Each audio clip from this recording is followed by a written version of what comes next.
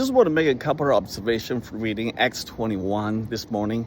Verse 4, the background is this: Paul was going to make a trip to Jerusalem. He had to appear in Jerusalem, right? This is kind of controversial, but let's just focus on a couple of verses. I'll do numerous videos on this. What happened is, on the way there, it's very, very beautiful and emotional. Paul went there, found a boat sailing to Phoenicia, sailing to whatever they call it, on the way to Jerusalem. And on the way, when he and a company reached a certain small town, I suppose, and Acts 21 verse 4, check that out. He sought out the disciples. He sought out. English, modern days English, he went to look for Christians. He looked for disciples. Now, a couple of things I just want to make. Do you realize that in the context of those days in the book of Acts, all those believers are really disciples of Paul? All these are churches planted by Paul. Paul just going making his round and he looked for disciples. Okay. Now, first observation is that there's no pope. Okay. Paul could have easily established himself the pope, but he didn't. Peter is no way involved in all this stuff. Peter is out of the picture now.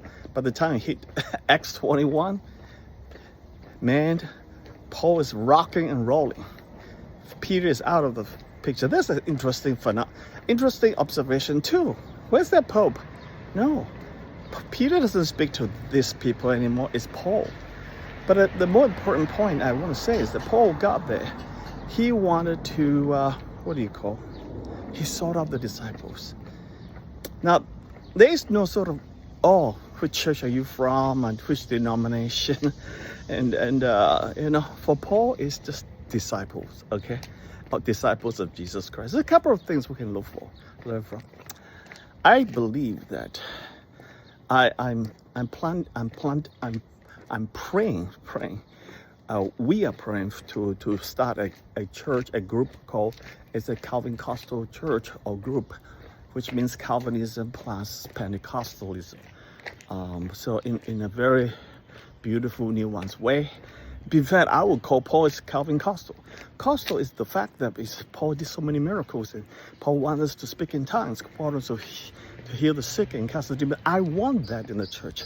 So that's Costal. Calvinism, Calvin is an epitome of the Reformed theology, like with Augustine and all this.